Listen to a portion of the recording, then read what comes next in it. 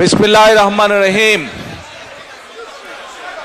আজকের বিজয় দিবস উপলক্ষে আয়োজিত যুক্তরাজ্য বিএনপি কর্তৃক আয়োজিত আজকের এই অনুষ্ঠানের সম্মানিত সভাপতি, মঞ্চে উপস্থিত সম্মানিত নেতৃবৃন্দ, আমার সামনে উপস্থিত প্রিয় ভাই বোনেরা, সকল সম্মানিত উপস্থিতিবৃন্দ, আসসালামু আলাইকুম। আমি প্রথমেই আন্তরিকভাবে কৃতজ্ঞতা জানাচ্ছি যুক্তরাজ্যের যত প্রবাসী আছেন, ইউরোপের যত প্রবাসী আছেন, সহ পৃথিবীর বিভিন্ন দেশে যারা প্রবাসী আছেন, তাদের কাছে কৃতজ্ঞতা জানাচ্ছি। আজকে থেকে যখন প্রায় 18 বছর আগে যখন এই দেশে আসতে বাধ্য হয়েছিলাম চিকিৎসার জন্য, তারপর থেকে বিভিন্ন সময় আপনাদের বহু মানুষ, প্রবাসীদের বহু ভাই বোনেরা আমার এবং আমার পরিবারকে বিভিন্ন সময় মানসিকভাবে সাহস জুগিয়েছেন, বিভিন্নভাবে পাশে দাঁড়িয়েছেন। আমি সেজন্যই সকল প্রবাসী ভাই বোনদের কাছে কৃতজ্ঞতা প্রকাশ করছি আমার এবং পরিবারের পক্ষ থেকে। আজকে মানুষটি আমাদের মাঝে নাই, একটি মানুষের কথা আমার খুব মনে পড়ছে, মরহুম কমরুদ্দিন সাহেবের কথা।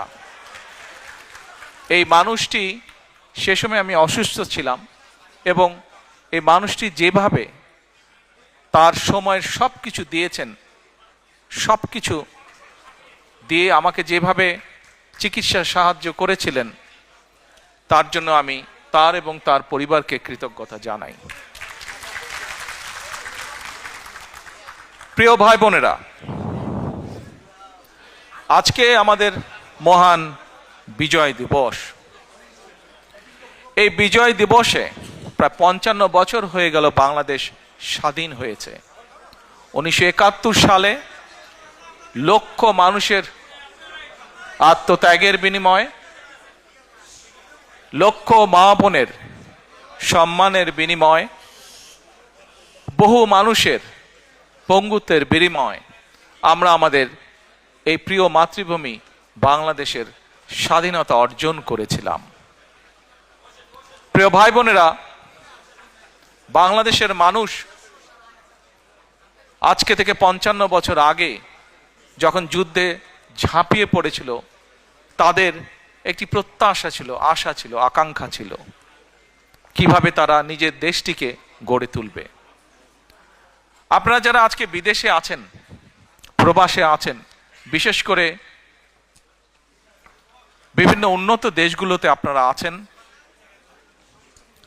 সেই দেশগুলোতে যেহেতু আমরা এখানে ঘরে উপস্থিত সকলে আমরা ইউকেতে আছি, আমরা যখন পথে বেরোই ঘর থেকে, পথগুলো যখন পরিষ্কার, মোটামুটিভাবে পরিষ্কার দেখি, আমরা যখন এখানে NHS এর হেলথ সুবিধা নিতে চাই, বা আমরা যখন অন্য অন্য সোশ্যাল সুবিধাগুলো পাই এই দেশের বৈধ নাগরিক যারা, তখন কিন্তু নিজের অজান্তেই আমরা চিন্তা করি যে আহা, আমাদের দেশটা যদি এমন হতো। আমরা চিন্তা করি না? প্রত্যেকটা মানুষ এখানে আমরা চিন্তা করি। আপনারা হয়তো পরিবারকে নিয়ে হলিডেতে যান, ইউকের ভিতরেও যারা যান, বিভিন্ন হলিডে স্পটে যখন আপনারা যান, সেই স্পটগুলোতে অনেক কিছু যে আছে তা না, কিন্তু তাদের যা আছে এমন সুন্দর করে তারা রাখে যে সেখানে মানুষ যায়, দেখে কি তাদের ইতিহাস, কি তাদের ঐতিহ্য, কি তাদের সামাজিক মূল্যবোধ।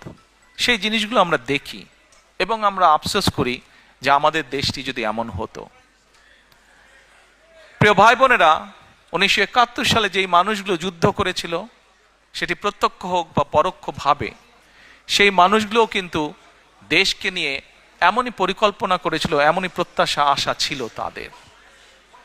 আমরা দেখেছি বিভিন্ন সময় যখনই দেশটিকে গড়ার জন্য, দেশটিকে মানুষের প্রত্যাশিত যে আশা আকাঙ্ক্ষা সেভাবে যারাই নিতে চেয়েছিল, আমরা দেখেছি বিভিন্নভাবে, বিভিন্ন ষড়যন্ত্রের মাধ্যমে সেই গতিকে রোধ করে দেওয়া হয়েছে।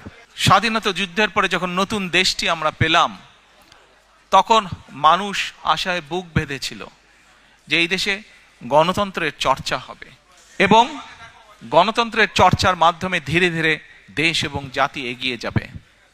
হঠাৎ করে আমরা দেখেছি বাকশাল চলে আসলো। আমি এত ডিটেল স্টোরিতে যাব না, কম বেশি আপনাদের ধারণা আছে। গণতন্ত্রের, মানুষের অধিকার, ভোটের অধিকার সবকিছুকে টুটি চেপে ধরা হলো। পরবর্তীতে শহীদ রাষ্ট্রপতি জিয়াউর রহমান যখন দেশ পরিচালনার দায়িত্ব পেলেন জনগণের পক্ষ থেকে, আমরা দেখেছি আবার বহুদলীয় গণতন্ত্র চালু হলো দেশে। ধীরে ধীরে মানুষ কথা বলার অধিকার ফিরে পেল। সংবাদপত্রগুলো ধীরে ধীরে প্রকাশিত হতে লাগলো। সংবাদপত্রগুলো আস্তে আস্তে গঠনমূলক সমালোচনা শুরু করলো সরকারের। জনগণের প্রত্যাশা প্রতিফলিত হতে লাগলো সংবাদপত্রতে, বিভিন্ন আলোচনা অনুষ্ঠান, বিভিন্ন সেমিনারে। আমরা দেখলাম 1974 সালে যে দুর্ভিক্ষ হলো, শহীদ রাষ্ট্রপতি জিয়াউর রহমানের সময় দেখলাম দুর্ভিক্ষ অবস্থা থেকে কাটিয়ে দেশ একটা উৎপাদনমুখী রাজনীতি শুরু করলো। এখানে অনেক সিনিয়র মানুষ আছেন, অনেকেই হয়তো কম বেশি বই পড়ে